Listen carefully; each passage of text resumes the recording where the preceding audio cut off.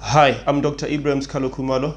Let me take this opportunity to thank you for joining me today. I'm doing part 2 of the video that I did titled Dark Thoughts and Depression.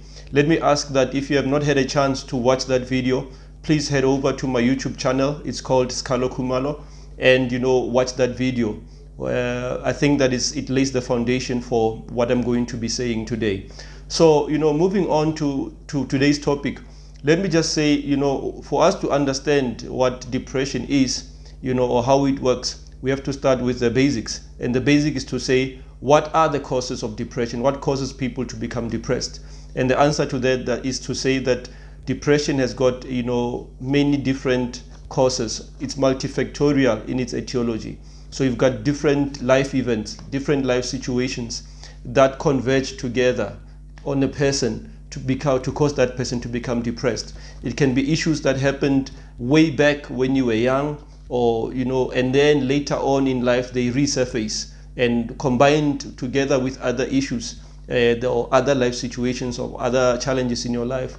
Those things can then converge together on you, and the end product of that would be depression. The other thing as well is the duration of the problem that you have. If a problem continues for a much longer period of time and you are feeling unhappy for a prolonged period of time, you are most likely going to become depressed. So that's one thing to consider. And then from there, when we're looking at the causes, let's look at personal issues. Personal issues can be, health conditions. You may have been diagnosed with a certain medical disorder, and that can cause you to go into depression. Maybe it's a life-threatening disorder, or you may have another medical condition that affects the functioning of your brain. Your relationships, personal issues. I think this is a big one. Relationships are a big stressor in life. So any relationship that is not going well, that is toxic, that is not good, it can lead one to become depressed. It can be also related to the work that, our work environment. So you could be in a place at work where you feel that you are overwhelmed by the load that is placed on you, or that you don't have the capacity to deal with what is expected of you. That can cause depression. You could be having, a boss or somebody that is verbally abusive. That can also lead you to becoming depressed. Or you could have, unfair labor practices at work. That can lead to depression. Or, difficulty just getting along with your colleagues at work. That also can lead you to become depressed. Unemployment. I think unemployment is a big issue. Many people are unemployed in South Africa. The rates of unemployment are very high, and it's skyrocketing every single day. So unemployment, it really causes depression, because people have lost productivity. They are no longer, active participants in the economy, and they don't have the purchasing power, so that causes a big stress in the life of a person. So unemployment is a big issue and a big one to consider. Crime in South Africa is another big issue. People suffer violent crime in South Africa. Something could have happened bad to you, to your family members, or to someone that you love, or you may have lost somebody through crime. That can be a precipitating factor into depression. And then substance use and substance abuse. This again is another big issue, because a lot of people don't realize that, if you drink too much or you abuse certain substances, that changes your personality, and you may be more prone, to go into depression, and you are not able to realize that, the cause of your depression is related to the substances that you are using. So be careful of illicit drugs. Be careful of using too much or consuming too much alcohol.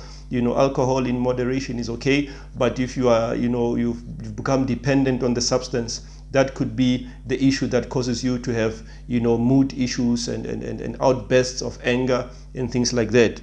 And then finally, a family history of mental illnesses in a certain family may predispose certain people to developing depression.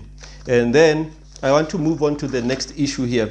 So how then do we see, or how can we realize, or how can we diagnose a person who has got depression?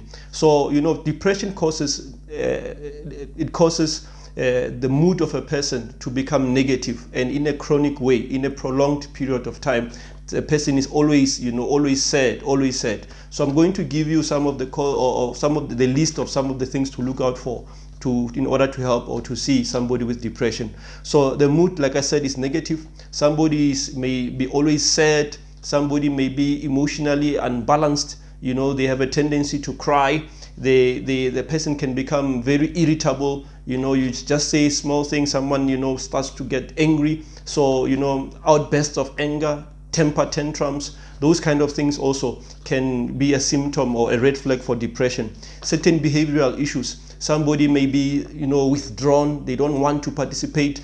They are always locked inside their bedroom. They don't want to meet with other family members. They want to eat in the bedroom. They want to sleep there. They want to do everything in the bedroom. They don't feel like going outside. That is a big, big red flag for depression right there. A person with a low self-confidence, low self-esteem, somebody who has lost interest in the things that they used to enjoy before. They were, outgoing, all of a sudden they are sort of introverts, or they don't want to do the things they used to do before. They don't want to engage with other people. And a big one, of course, is anybody that verbalizes, thoughts of self-harm, or what is called suicidal ideation, somebody who wants to take their own life. That is a big, big, big red flag for depression. And even someone that verbalizes themselves that, I feel that I'm depressed, that's something to look out for. There are certain physical manifestations as well of depression, which include things like, disturbances of sleep. So either insomnia or hypersomnia, that can be a sign of depression. Other things as well can include a loss of appetite with loss of weight, and other people they've got, depression, they tend to overeat. So somebody that gains a lot of weight, and in a very short period of time, and they have other symptoms that I've listed, you can think about that. It also affects sexual activity. So people can have, loss of libido. That can be a big issue in relationships as well because of depression as well. Headaches, constant headaches because of you're not sleeping, you're always thinking. So a person can have headache with tension, with muscle pains, especially neck muscle stiffness and neck muscle pains. That can be signs or symptoms or physical manifestations of depression. And then just to say, we can help people that have got depression. I think the best thing to do for anybody when you realize that somebody has got depression, you need to speak to that person, not in a condescending way, but to offer support. And I think that we need to diagnose or seek assistance early and on time. There are professionals that can help us, with people that are depressed. See your local doctor, it can be your general practitioner, your family physician, I don't know. And then from there, you may have to be referred to see a psychiatrist in certain instances, because if the depression is severe, if it's a major depression, we have to use certain medications to help people to come out of depression. And then also, if it's very severe with suicidal thoughts, people may have to be admitted into hospital, to get them through that acute phase, the very dangerous phase of depression. So psychiatrists have a big role to play there as well, in terms of admitting patients and administering quick and prompt health care for people with severe depression. And then from there, psychologists as well, they have a big role to play. We need to refer patients to psychologists for psychotherapy, even if it's not major depression, but just to help somebody so that they do not, drift into major depression. So, I just want to let you know that if you are depressed and you are feeling down out there, the final event that causes you to become depressed is not the actual thing that has caused depression. In English they say it's like the straw that broke the camel's back. If you focus only on the last straw and you forget that the camel has been carrying so much load for so long, you may miss the point. So depression is not an event. It's not the final thing that caused you to become depression, but it's a process that has happened slowly over a long period of time. So let me stop there and say, let us be vigilant. Let us look out for anybody that displays the symptoms. Let us offer help to people that have got depression, and let us seek prompt medical assistance for people with depression.